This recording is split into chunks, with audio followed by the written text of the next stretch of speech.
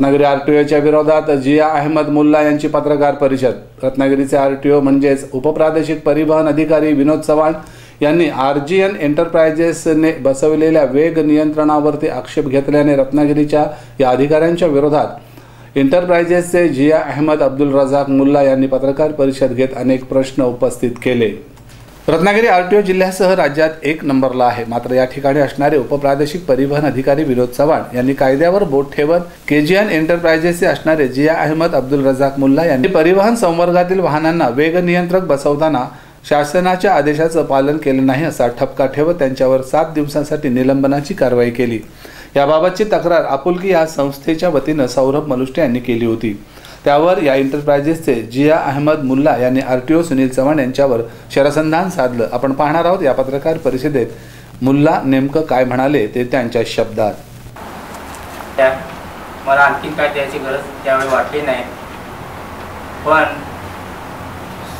27 जुलै 2017 मध्ये मी सुरुवात केली। फेब्रुवारी 2017 मध्ये आणि एस्टिमेट लावले होते।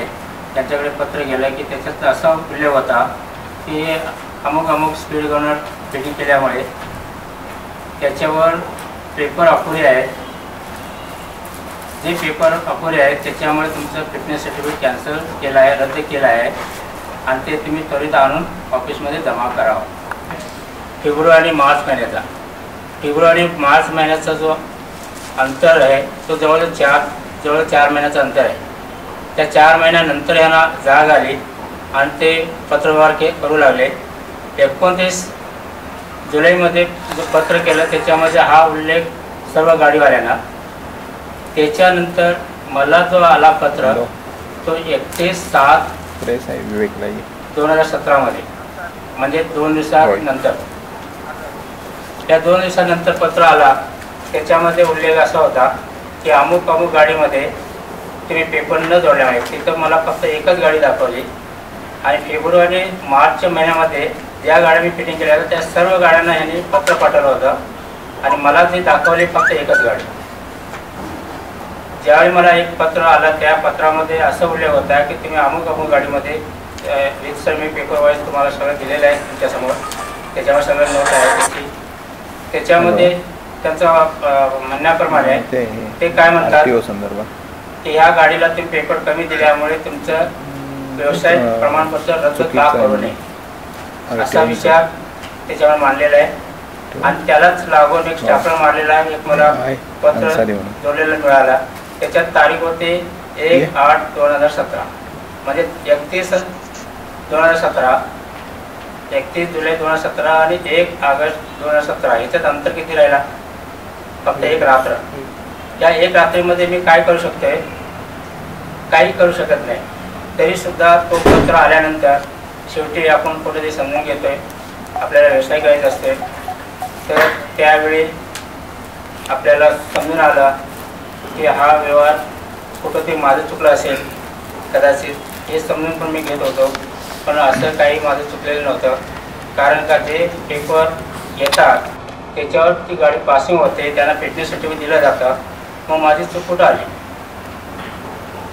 ज्यावेळी माझ्याबरोबर हा व्यवहार आरटीओने केला त्यावेळी मला थोडंसं समजून आलं की माझ्यावर थोडंसं नाराज असलेले आरटीओ माझ्यावर आता आपलं कायदेशीर कारवाईमधून काहीतरी त्रास देण्याचा त्रास चालू झाला म्हणायचं आहे। कारण का असे प्रकरण पत्रव्यवहारामध्ये सुद्धा दिसून मिळेल तुम्हाला की त्याने माझ्यावर वेटिंगमध्ये सुद्धा त्याने पाबंदी लावल्या। आजपर्यंत कोणी चिठ्ठी देऊन आतमध्ये एंट्री करत नाही साहेबांकडे काही काम असेल तर, पण मला 3 महिन्यापासून पाबंदी आहे की आतमध्ये येण्यासाठी तुम्ही चिठ्ठी देऊन आत यायचं। हे सगळं काही गोष्टी आहेत। मी त्या प्रत्येक पत्रामध्ये थोडंसं मी माझं जे प्रॉब्लेम ते लिहिलेलं आहे आणि खरोखर मला न्याय मिळावा हे हेतूने मी करत आहे, कोणाला मी दुश्मनी मी करत नाही। पण आपुलकी एक संस्थेला गव्हर्नमेंट रेस्ट हाऊसमध्ये माझ्या विरोधात जाऊन एका कस्टमरच्या माध्यमातून हे त्यांनी जर प्रेस कॉन्फरन्स घेतली असेल तर त्याचा माझा विरोध नाही आहे। ती गव्हर्नमेंट हॉस्टेलमध्ये का घेतली तो गव्हर्नमेंट हॉस्पिटलचा माणूस होता की नव्हता, गव्हर्नमेंटच्या माध्यमातून ते अधिकारीने तिथे येऊन घेतले का नाही घेतले हे मला पण बोलायचं नाही. फक्त एवढंच म्हणायचं आहे की गव्हर्नमेंट हॉस्पिटलमध्ये ज्या विरोधात माझ्या विरोधात जे प्रेस कॉन्फरन्स झाली त्याच्याबद्दल मला आज ही वेळ आली प्रेस कॉन्फरन्स घ्यायची. आज मला एवढंच म्हणायचं आहे आरटीओच्या विरोधात जे काय माझ्याबद्दल जे त्रास झालेला आहे तो जाणून म्हणून झालेला आहे आणि आरटीओच्या माध्यमातून मला त्रास आजही होतो आहे आणि आज होत असताना हे कारवाईच्या अगोदर 4-5 दिवस अगोदर आणखीन 2 गाड्या माझे थांबवल्या होत्या. त्या गाड्यामध्ये मला असं म्हणायचं आहे एकाच मॉडेलचे 2 गाड्या टाटा 16-13 गाड्याचे 2 गाड्या आहेत आणि त्याला इन्स्ट्रुमेंट पण 2 आहेत. त्या दोन्हीचे इन्स्ट्रुमेंट सेम आहे. तर दोन्हीचे इन्स्ट्रुमेंट सेम असताना एक गाडी फेल होते आणि एक गाडी पास होते. तर एका गाडीला त्या गाडीला फेल केलं तर त्याला जवळजवळ 4 ते 5 दिवस थांबून ठेवलं. त्याचं नुकसान झालं त्या गाडीवाल्याचा आणि त्याला म्हणतात की KGN एंटरप्राइज म्हणजे माझ्या नावाने कंप्लेंट दे. आज त्या व्यक्तीचं तुम्ही विचारू शकताय त्या व्यक्तीला बोलून. जर मला न्याय मिळवून देणारे जे व्यक्ती आहेत त्यांनी त्याची परीक्षा घेऊ शकताय. त्यांनी जर लिहून दिलं असतं तर आणखीन त्यांना काहीतरी बरंच मिळालं असतं, हे त्यांच्या फायद्याचं झालं असतं तो वेगळा भाग आहे. पण मला एवढंच म्हणायचं आहे की 2 गाड्या सेम, 2 मशीन पण किट पण सेम आहेत. मग त्याच्यातून एक गाडी पास होते आणि गाडी पास होत नाही आणि ते पास न झाल्यानंतर सुद्धा तिथं नाही थांबले म्हणाले माझ्या विरोधात कंप्लेंट द्या. दाखवलं आम्ही एक कंपनीचं डीलरशिप घेतली होती. त्याच्यामध्ये 5 कंपन्यामध्ये ती एक कंपनी होती. त्या कंपनीमध्ये त्या कंपनीचं नाव होतं पण तिथं तिथं गेल्यानंतर ते गाडीवाल्याला सांगून ते काढायला लावले आणि ते दुसरे बसवायला लावले.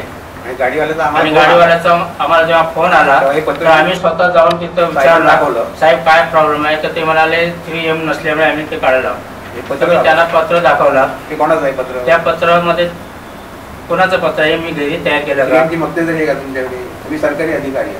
बाहेर काय चालतं ते कुठला विकायचा ते तुमचा अधिकार आहे ना. या 5 पत्र तुमच्याच आयुक्तांचं पत्र आहे की 5 कंपन्यांना आम्ही अधिकृत दिलेलं आहे. मग तुम्ही 3Mचा तिथे का हे करता? काढून दो. आधीच्या आरटीओनी नाही दिलं. आधीच्या आरटीओपासूनच आहे. हा 17 डेल्टाचा विषय झाला ना. क्लिअर करून टाकतो म्हणजे जास्ती वाढत होतं. डेल्टाचा विषय आहे. तुम्ही आमच्यावर कारवाई केली पण साहेबांनी ती कागदपत्र मागितली का आमच्याकडे? कागदपत्र मागता गाड्या पास झाल्या की नाही? मग ती चुकी कोणाची? त्याच्यावर कारवाई काय केली?